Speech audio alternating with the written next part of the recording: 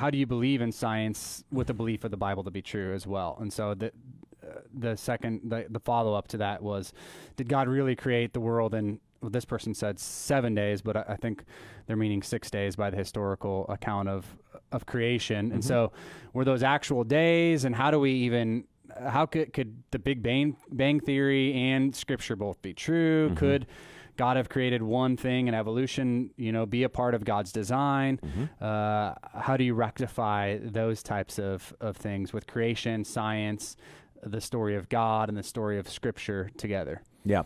I love those questions, and I love the way they started with the first question as well. The idea of are science and the Bible in conflict with one another, or can you believe them both? My belief is that God wrote 2 great books of revelation. One way he revealed himself is through creation. The other way that he revealed himself is through the Bible. And if God is the author of both creation and the Bible, those 2 things should agree with one another. Now, science is the study of creation, and hermeneutics is the study of the Bible. So what we learn from the study of creation and the study of the Bible should then match one another as well. And oftentimes there are problems in both.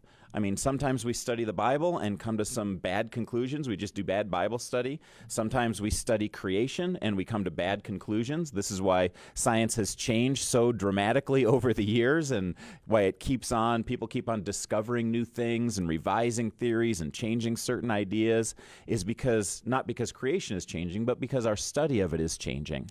And what we find is the better that we get at studying the Bible and the better we get at studying creation, the more they match one another. Yeah. So, I'll just throw out a couple of examples, and then if you have some pieces you want to either add or pull out of that, it might be helpful. So Genesis 1:1 says, "In the beginning, God created the heavens and the earth." And so from the time when Moses wrote, somewhere between 12 and 1400 BC, in the beginning, God created the heavens and the earth, he had this idea that there was a beginning to the universe, that time and matter and space all sprung into being at a certain point. Well, it's not until this century that we've been able to demonstrate the Big Bang Theory as something that has a lot of scientific credibility, which comes to the conclusion that time and matter and space all jumped into being at a certain point in time, just like the Bible said over 3,000 years ago. So you start just from the opening pages of the Bible, and other competing religious documents do not say that. They have creation stories that go all over the map, but they don't say something that matches our study of creation through science in the world.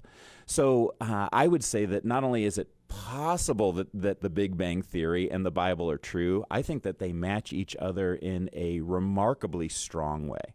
We can talk about creation theories in a minute, but do you have anything to add in about just general science and faith stuff? No, I would say one of those things is just understanding Scripture and how it was written. This one parent says, as a parent of a middle schooler, what advice do you give them on keeping Jesus in the picture while going to a public school because they're studying evolution? You know, and so my kids are in public school, and I'm going to have to wrestle with this, but I think for a long time the church wanted to look and taught Genesis as a historical document, as a document that which does talk about history and talks about the beginnings, but was written to say this is a 24-hour period with a day, and everyone has to be a 24-hour period because of our understanding of what a day is. And so I would say having a proper understanding of the book of Genesis is one of the huge parts of understanding that it doesn't really compete with theories like some of the evolution theories, you know, that actually, like you were saying, they can marry together very easily. And so our understanding as Christians and rejecting evolution, I think when I was young, I was just ignorantly taught to just reject evolution, to take things like Darwin and all of that because it's anti-Christian, it's anti-Bible, it's all of those things. But the reality is it's not. Right. And so we've just had a bad understanding hermeneutically of what the book of Genesis was trying to accomplish and how it was written and how God revealed himself to Moses and all of those things to establish that God is creator. That's and, right. That God created things and God created things in order. And that there's an intelligent designer, that creation begs for an intelligent designer in science. And so having a proper understanding of those kind of things and not just being dismissive of words like evolution. Yes. Because we're a Christian, I think is one of those things. And studying that with your kids, talking about how this could, how this could fit biblically into the narrative of a creation and the 7-day creation and all the things it was trying to establish. And so I think to answer that for a middle school parent, and just even answering that in general, the whole creation theory is understanding and have a proper understanding of the hermeneutics behind books like Genesis and what are historical things, what they weren't trying to address historically, and establish 24-hour days and all that kind of stuff is an important thing. I mean, even day one, the sun and the moon weren't even fully created. So then there's light. Yeah. And then there's light. And so the 24-hour thought on that, yes, God could have, because God's powerful enough. That's right. But historically, you can see how it's not really trying to persuade us to a 24-hour day, which is built on the sun and the moon and how it pulls and all those kind of things. And so I think that's important. It's very important. Let me add in a couple of other things that I think are important. First of all, on the question of evolution, how should we address that? How should we help our kids with that? I think it's important for us as parents to think about this and then to help our kids think about when you hear about evolution, they could be talking about evolution as a process or evolution as a philosophy. Yeah. And which of those two things we could agree with biblically is really, really different. So, for example, evolution as a process says that different means were used. So natural selection, random mutations were used for species to change over time. Now, there's nothing that's unbiblical about that. Yeah. I mean, God can use any means that he wants to in order to be able to create change in different species. So evolution as a process is not problematic. In fact, what you find in public schools is most of what they talk about is evolution as a process, which really isn't problematic to a Christian. What is problematic is evolution as a philosophy or evolution as an origin. Evolution as an origin basically says there was no God who was behind that process. It was blind chance and fate that made that happen. As Christians, we have to say, no, there was a God that was behind the creative process, but it could have been a process. And Christians are all over the map on how old they think the earth is. And I think it's important for us to say there's lots of opinions that are out there by very sincere people, some of which would say there's a literal 6-day creation with a 7th day of rest that happened 10,000 years ago. And some people would say that the creation happened in a specific order for a specific reason, but that it happened, 13.7 billion years ago. The earth was formed about 4.7 billion years ago. And both of those are legitimate Christian viewpoints. And I'm not sure where you stand on that. I'm an old earth guy, so I would say I believe the earth is billions of years old and that God did use those processes, but he was the mastermind behind all those processes. In fact, I find it incredibly difficult to believe. Like, it's way too big an act of faith for me to believe that all of that happened randomly without an intelligent designer or processor that was behind it.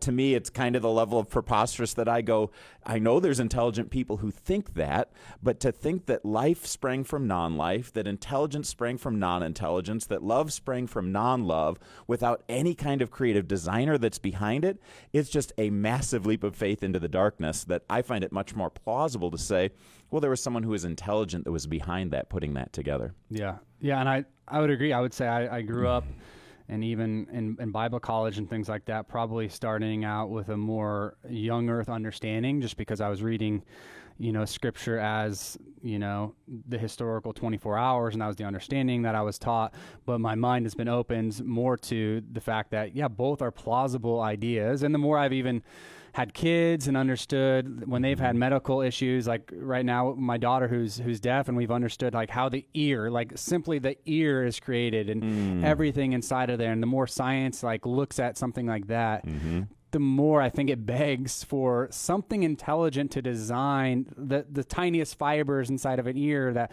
the liquid comes in and it shakes it, and that's how we hear. And so the more I understand those things, the more I think it begs for an intelligent designer, but the more I've become okay with the fact that the world doesn't have to have happened 10,000 years ago. And the more we understand like things like Pangea and worldwide floods and how fossil records work, we don't just become dismissive of those things, but it actually begs for a God that's even more grand to me. I've thought of God as bigger as I've understood time and space and dug into some of these scientific things. And so I think sometimes I was limiting God with that. And so, but I do have friends and people I love that, that believe that God created. And I think that's the biggest thing that God was trying to establish, like you said in Genesis 1:1, that God created and that there has to be an answer, and that God could have created it, and that a worldwide flood could have made all these things speed up inside of our fossil records and all that kind of stuff, which can be plausible answers as well. And so can I throw in a couple things about Genesis too? Yeah. Since we're kind of on this subject. Part of what I mentioned is that the study of the Bible is really critical in order to be able to talk about how does it match with our study of creation, the science. And that is, I think, understanding the genre of Genesis 1 is critical to doing good Bible interpretation on it. The mistake that a lot of Christians make is that they assume that Genesis chapter 1 is a scientific document designed for 21st century America. Yeah. And the truth is, it's a worldview document that was designed for, 12 centuries, 13 centuries BC in the environment that Moses was writing in. So you can take a look at Babylonian creation myths and Egyptian creation myths and other contemporary creation myths at the time to be able to say, what were those creation stories trying to communicate in their culture? And they're trying to answer questions like, what is God like?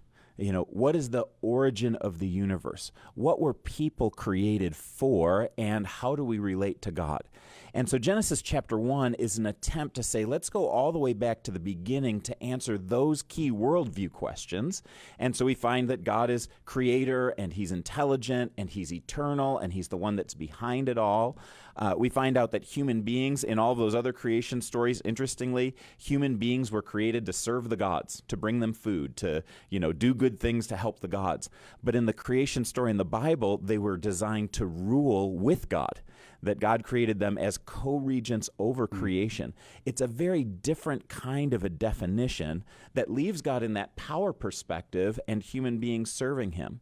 Things like sun, moon, and stars in the biblical creation are not gods to be worshipped. They're there to mark the times and the seasons. And so you'll see things where the Judeo-Christian worldview is being molded into people's minds through Moses in Genesis chapter 1. To go back and try and overlay 21st century science on it is really kind of an unfair thing to do, because it wasn't Moses' intent and it wasn't God's intent with writing those things. Think about it. God had to write a document about creation that would be relevant for 3,000 years while science changed all around the world. He wouldn't tie that document to, one particular scientific formula of one people in one century. He wanted it to be a story that would be relevant to everybody and teach us worldview answers. And so I think if we approach it that way, we're a lot smarter.